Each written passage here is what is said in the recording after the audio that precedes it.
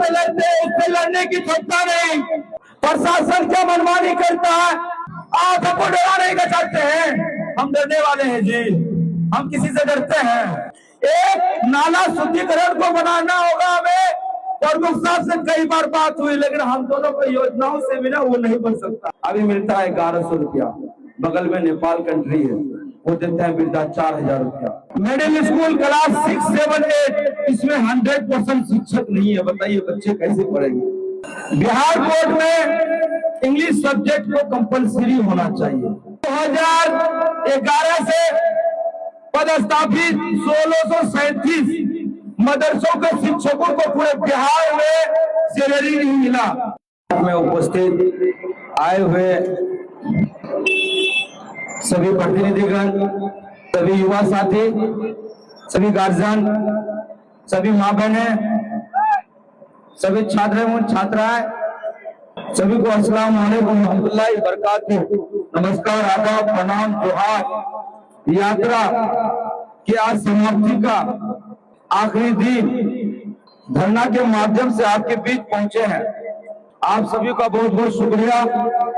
किशनगंज जिला का सबसे बड़ा ब्लॉक कोचाधामन 24 पंचायत का 24 पंचायत जो महानंदा के इस पार है, न पलायन, न रोजगार, न कोई बड़ी कॉलेज, न यूनिवर्सिटी, हमें कुछ नहीं मिला। 14 सूत्री मांगों को लेकर हम आपके बीच पहुंचे। पहली मांग है हमारी, माननीय मुख्यमंत्री बिहार सरकार, माननीय गृह मंत्री केंद्र सरकार, आपदा मंत्री, शिक्षा मंत्री, स्वास्थ्य मंत्री, कानून मंत्री, सभियों से कि किशनगंज जिला में लास्ट 15 साल जो धरना प्रदर्शन के माध्यम से आपसे को जो मैं आईना दिखा रहा हूं, शिक्षा विभाग में आइए आप।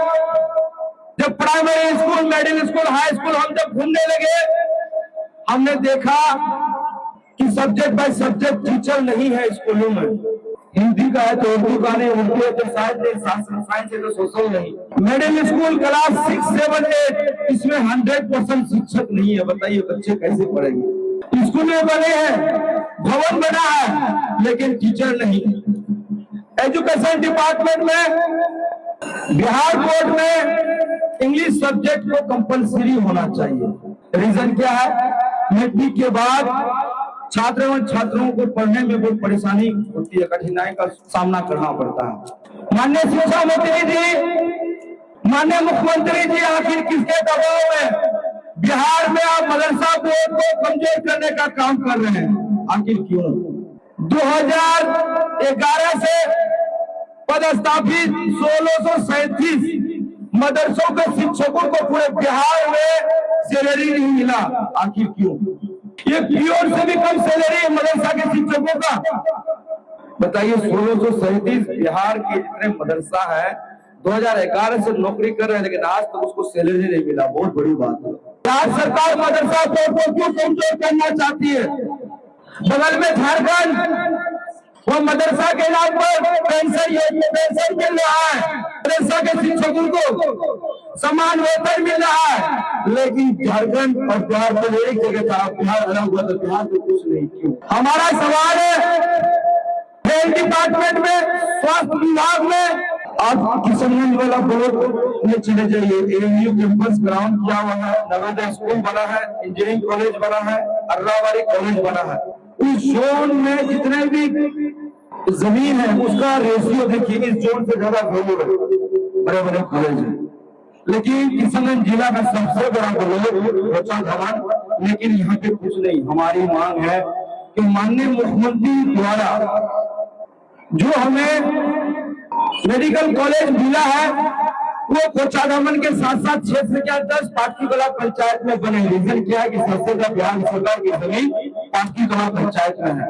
उन बनने से हमें बहुत रोजगार मिलेगा। हमें इस जोर से इंडिया का जो नक्शा देखते हैं, एक तरफ नॉर्थ जोन में, एक तरफ पटना, एक तरफ आपका कोलकाता, इस जोन में एक भी कैंसर हॉस्पिटल नहीं है। कैंसर हॉस्पिटल की मांग है हमारी। मेडिकल कॉलेज अगर पाटकीकला पंचायत में बनता है इस जोन में बनता है तो इस जोन में बहुत गरीबों का जो जमीन है उसकी वैल्यू बढ़ेगी, आदमी को रोजगार मिलेगा। एक चाय बेचने वाला अगर 200 रुपया कमाता तो 2000 रुपया कमाएगा।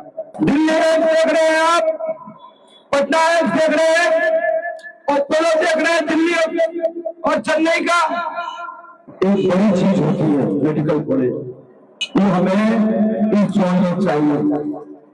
हमारी मांग है इस जोन में सबसे ज्यादा सुविधा पुलिस की संख्या। हम बोलते हैं ना, हम लगातार जो संघर्ष करते हैं, हम खुलेआम बोलते हैं कि इस जिला में 99% पदाधिकारी चोरी करते हैं और 99% पदाधिकारी को चोरी करने में प्रतिनिधि सहयोग करते हैं। और इस जिला का माँ बाप कौन है पता है? आप सभी जानते हैं।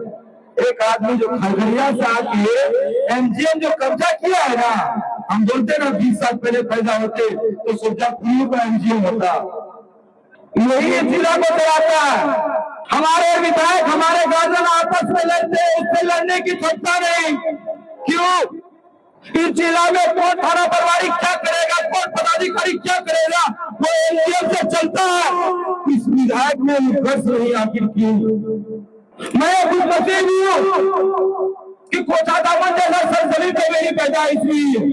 किशनगंज बाजूगंज हो, अगर हम 30 दिन बैठ गए, अगले बार 4 घंटा बैठे तो हमें थर्ड पीरियड में गाड़ी मिला। और किशनगंज बाजूगंज रोड जाम कर दिया जाए तो उधर का हाईवे बंद, पूरे पश्चिम दोनों हाईवे बंद, 7 स्टेट ब्लॉक। बताइए केंद्र सरकार और राज्य सरकार सब करेगा? कोई नहीं। हमारी संख्या 15 लाख, लेकिन हमें आरक्षण नहीं। हमारी मांग है एक हाईकोर्ट का बेंच मिले दुनिया मंडल के अंदर, ताकि गरीबों को समस्या के लिए हाईकोर्ट पटना नहीं जाना पड़े। हमारी इस जोन में हमारे जो बड़े लीडर हैं, एक से एक 50 नंबर में बड़े लीडर हैं। हमको थोड़ा चक्कर आ रहा है, थोड़ा बैठ के बात कर रहे हैं। इस एरिया में कलकली में आग लगा, देवरिया वार्ड नंबर 4 17 दिन तक जलते रहा। आपदा विभाग पर भी प्रमुख साहब पहुंच चुके हैं, सभी से उनका ताली से स्वागत करें। एक से एक बड़े लीडर है कोटा दामन में।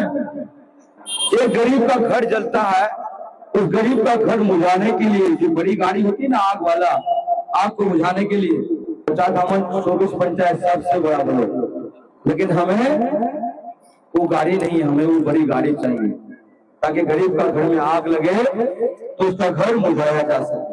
हमारी मांग है आपदा विभाग में कि किसी गरीब का घर जल के राख होता है तो उसको माननीय मुख्यमंत्री जी हमें 9,800 रुपया दे रहे हैं। हमारी मांग है कि किसी परिवार का जब Aadhaar card, PAN card, ration card सब जल के घर राख हो जाता है तो उसको आप राशि कितना दे रहे हैं? 9,800। कितना राशि दे रहे हैं? 9,800 ब्याज सरकार देती है। बताइए, एक आदमी का घर जल के राख हो जाएगा तो उसका घर जब Aadhaar card, PAN card, ration card सब जल के राख हो गया तो उसको 9,800 रुपया देंगे। वो 6 महीना, एक साल लग जाता है। हमारी मांग है कि उस राशि को, जिसकी जितनी संपत्ति जल के राख हुई है, उसको उतनी संपत्ति मिलनी चाहिए। अगर 2 लाख का संपत्ति जला है तो 2 लाख मिलनी चाहिए। हमारी बिहार सरकार को मैं आईना दिखाना चाहता हूँ, आपदा मंत्री को, कि आपका घर अगर जल के राख हो जाएगा, आपके 9,800 रुपया में अपना जिंदगी जी पाइएगा, अपने आप को आप खत्म कर पाइएगा, तो ये गरीब कैसे कर सकता है? गरीब ही लड़ाई है कि आपको जितनी आपकी जल के राख हुई है, आपको उसकी राशि उसके हिसाब से आपको स्थानीय प्रतिनिधियों द्वारा उनके मौजूदगी में आपको दिया जाए। हमारी मांग है कि जोन में एक आदमी, जो आदमी इस जोन से लड़कियों को लेकर बेचा करता था, हम जानते हैं, हम सभी गरीब जनता जानते थे कि वो आदमी कौन है जो उसको बचाने वाला है, लेकिन उसके खिलाफ कोई नहीं बोलने वाला। मैं भी अगर चाहता तो मुझे भी पैसा देता, मैंने नहीं लिया। वो आदमी आज सलाखों में है, जेल में है। की बेच के खाइएगा? डरने वाला है? हम डरेंगे जी? हम किसके खिलाफ नहीं बोलते हैं, कोई जातिवाद में टिप्पणी करता है तो हम बात करते हैं। कोई हमें थोड़ी बेचैनी परेशानी बढ़ गई है, मेरे को चक्कर आ रहा है। हमारी मांग है कि इस धरना के माध्यम से मैं बिहार सरकार और केंद्र सरकार, आपदा मंत्री, शिक्षा मंत्री एवं स्वास्थ्य मंत्री सभी को मैं आग्रह करना चाहता हूं कि आप किशनगंज जिला पर नजर रखने की जरूरत है। यहाँ के बेटी को अगर जो ज्यादा पैसा देगा ना, वो बहुत के अंदर उसका ज्वाइनिंग देता है। कोटा धावन में जल्दी ज्वाइनिंग नहीं देगा, 13 अगस्त में नहीं देगा। ये स्थिति है इस जिला का। हम भ्रष्टाचार के खिलाफ बात नहीं करें। हमारे ऊपर हम लड़की बेचने वाला के खिलाफ बात किए तो मेरे ऊपर एफआईआर, हम इस एरिया से अवैध खनन पर बात किए तो मेरे ऊपर एफआईआर, और अभी भी मैं वारंटी घूम रहा हूँ 6 महीना से। माने कलेक्टर साहब, पुलिस अधीक्षक महोदय, अगर अवैध खनन पर किस किस का रोल है मैं नहीं जानता हूँ क्या? नासिक नदी पर छोटा केस करके मैं स्पेल लेने के लिए आगे बढ़ता हूँ तो हाईकोर्ट में मेरा रिसर्च करवा देते हैं। आपकी तो पूंजीपति आदमी है, आप पूंजीपतियों का साथ देते हैं। ना डायरी 6 महीना से भेजा, ना 400 भेजा, लेकिन कोई नहीं। मैं संघर्ष कर रहा हूँ। मैं संघर्ष क्यों नहीं कर रहा हूँ? आप हमको डराने का चाहते हैं। हम डरने वाले हैं जी? हम किसी से डरते हैं? मौत को तो करीब से मैंने देखा है, बहुत करीब से मैंने मौत को देखा है। आप आचार संहिता लेटर में हमको उठा के जेल भेजना चाहते हैं, आखिर क्यों? मैं कितना बेल लूं? मैं बेल लेते रहूंगा। मैं जेल जाने के लिए मैं तैयार रहता हूँ हमेशा। मैं बात क्यों नहीं करूँ? हमारी बिजली विभाग अभी पार्टीवाला पंचायत में है, एक ही परिवार के प्रमुख साहब 8 आदमी का स्मार्ट मीटर लगा दिया। बताइए गरीब से कैसे रहेगा? रिचार्ज करना होगा तब चलेगा। अभी 125 यूनिट बिजली फ्री मिलेगा। इलेक्शन के बाद फिर हमें ज्यादा दिया जाएगा। रिचार्ज करना होगा। स्मार्ट मीटर को पूरे बिहार में बैन करने की जरूरत है। हम इस गरीब परिवार, बिहार का, हिंदुस्तान का सबसे पिछड़ा एरिया, जिस एरिया जो सीमांचल किशनगंज के नाम से जाना जाता है, सीमांचल जो बेरोजगार और पढ़ाई आपदा से हमेशा ये प्रभावित एरिया है। इस एरिया में आप बिहार से मजबूत स्टेट है, दिल्ली, मुंबई, पंजाब, गुवाहाटी, आसाम, बंगाल, ये सब में स्मार्ट मीटर नहीं लगाया जा रहा है। स्मार्ट मीटर कहाँ लगाया जा रहा है? बिहार में। सबसे ज्यादा गरीबी कहाँ? बिहार में। हम बात नहीं करें, क्यों नहीं बात करेंगे? हम आप सभी से 2 साल पहले भी यात्रा के माध्यम से आपका हौसला अफजाई के लिए आपकी बात में पहुंचा था, फिर आज पहुंचा हूं। अगली जो लड़ाई होगी वो बहुत विशाल होगी, अवस्था चौक में विशाल होगा, गदरीबाग पटना में धरना होगा, दिल्ली जंतर मंतर में भी धरना होगा। हम संघर्ष करते रहेंगे। हमारी मांग गरीबों की मांग है। हम गरीबों के लिए क्यों नहीं लड़े? आपका कोटा धामन जो कुट्टी पंचायत है, बगलवाड़ी पंचायत है, दिलावाड़ी पंचायत है, पाटकी पंचायत है, सभी पंचायतों में आपका कुमाखाली से आने वाला नदी मेची नदी, आपका महानंदा नदी, डोक नदी, 3 नदी, सबसे ज्यादा प्रभावित एरिया हमारा 4 पंचायत, सबसे ज्यादा गरीब एरिया से हम लोग जिला परिषद सदस्य है। सबसे ज्यादा 30 साल से इस जोड़ में विधायक नहीं बना, जिसकी वजह से ये हाल है इस जोड़ का। एक नाला शुद्धिकरण को बनाना होगा हमें। प्रमुख साहब से कई बार बात हुई, लेकिन हम दोनों को योजनाओं से बिना वो नहीं बन सकता। एक नाला है, कांगी हाट का पानी निकलता है Tegadia panchayat, ward number 1, 2, 3, 4, Joramani 10 number, 9 number, आपका मैयापुर होता हुआ 6 नंबर, मैयापुर होता हुआ चूड़ापट्टी का जो पानी निकलता है, ये शुद्धिकरण करने की जरूरत है। ये 5-7 करोड़ का प्रोजेक्ट चाहिए। आप मैयापुर आपका फ्लडिंग एरिया है, आपका Tegadia panchayat 1 number, 2 number, 3 number, 4 number, 8 number, 6 number, आप 10 नंबर आपका प्रभावित एरिया है। मझगांव पंचायत में आपका 5 नंबर, 6 नंबर, 4 नंबर प्रभावित एरिया है।